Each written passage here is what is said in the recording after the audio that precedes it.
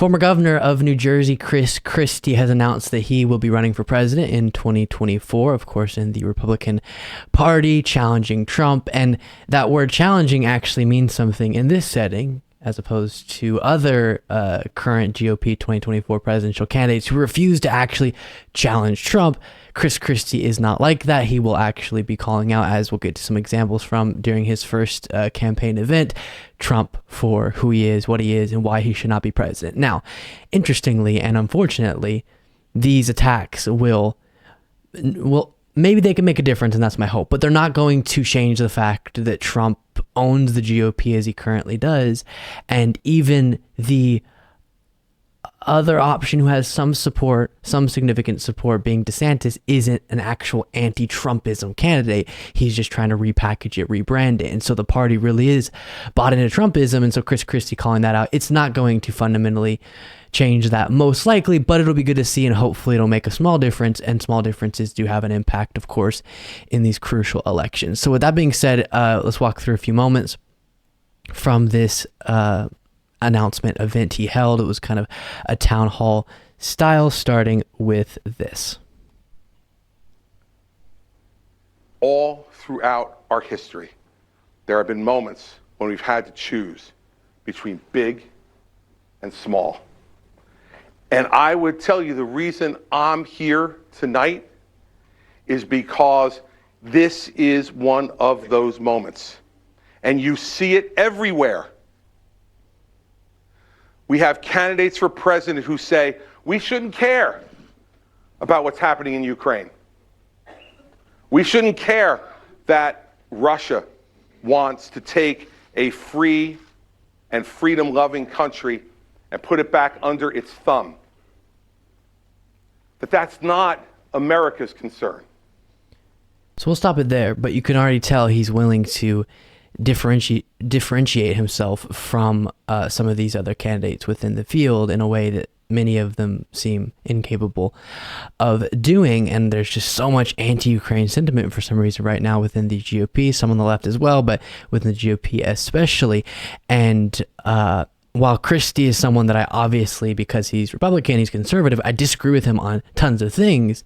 And during this speech, you'll notice, actually, y'all probably won't see much of this. I watched the whole speech, and in it, parts we won't have time to get to here, he does criticize Biden on things that I don't agree with the criticism on, or say he's against certain things that I would be for. But at least he's a Republican who's willing to criticize Trump. That's huge, and that's going to be refreshing as we watch this primary play out for sure. Next moment. Oh, and one thing I wanted to note on that little thing you heard him say, we've had all these times in history where we either could go big or small, and we've gone big, and we shouldn't go small. In this moment, we're going small too much. That was the part of the event I didn't quite understand. Starting your presidential campaign with this kind of discussion about, he just used those terms so many times, small, big, small, big, small, big. And I understand the message he was trying to get at, but I don't think that was delivered as effectively as it could have been for such an important speech. To focus in on that language, it's just not that inspiring to me. But then kind of part two of his speech was much more fascinating to me, as we will get to. Here he is discussing Trump. Beware of the leader in this country who you have handed leadership to, who has never made a mistake, who has never done anything wrong, who when something goes wrong, it's always someone else's fault, and who has never lost. I've lost. You people did that to me in 2016. Where? And that was also a reoccurring theme within his announcement speech here, was I'm human, I make mistakes, and I'm not perfect, and I'm going to continue making mistakes, but at least I'll be honest about it. And that is a big difference when you compare that type of language to Trump's, as he said, I'm always right, I've always done everything perfect, and anything that goes wrong on my watch or things that I'm responsible for, actually, it's someone else's fault. And making that distinction clear and representing yourself as a human who's willing to admit when you make mistakes, I do think is a good message that we don't hear from politicians often at all. Then you have this also on the subject of Trump. The reason this is going to be different this time, sir, is because at least one of us is going to call him on the fact that 8 years ago he stood on Answering a question, of course, about why 2024 will be different than Christie being beat in 2016. the stage in New Hampshire and said he was going to balance the budget in 4 years. And he left with the biggest deficit of any president in American history. He said he was going to eliminate the national debt in 8 years. He added $3 trillion to the national debt in 4 years. The reason this is going to be Yeah, it's something we've talked about. Now, within this current moment, a lot of Republicans are once again rolling out the talking point that the Democrats are the irresponsible spenders, they're fiscally irresponsible, they're more irresponsible with deficit increases and debt increases, and often those same Republicans refuse to acknowledge that Trump was not fiscally responsible by their own definition. Good for Christie to call that out. And then here's Christie's Trump impression. It was a mistake in 2016 not to confront Donald Trump early. Because I knew that so much of what he said was complete baloney. Like, I knew it. I'm going to build the greatest, most wonderful wall across the entire Mexico border, and Mexico is going to pay for it. Well, like, I knew, as someone who had governed, that that was complete bull. But I was like, people aren't going to believe that. They're not going to believe that. Mistake. It was a mistake. Here's what's so enraging, though.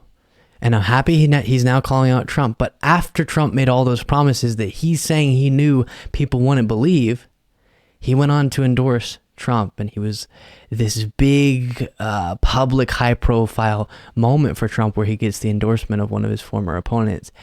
And that helped Trump. And so I do think Chris Christie is acknowledging how regretful he is over that. But of course, that's going to be something that we can't forget with a lot of these individuals. It's good they're doing what they're doing now. If it's a Republican who's turned on Trump, good. Absolutely. But that can't be forgotten when those types of criticisms are made. Still good for them to make it. I have to repeat that once again. But yeah. And then this, more on Trump. A lonely, self-consumed, self-serving mirror hog is not a leader. Well, let me be clear, in case I have not been already. The person I am talking about, who is obsessed with the mirror, who never admits a mistake, who never admits a fault, and who always finds someone else and something else to blame for whatever goes wrong, but finds every reason to take credit for anything that goes right, is Donald Trump.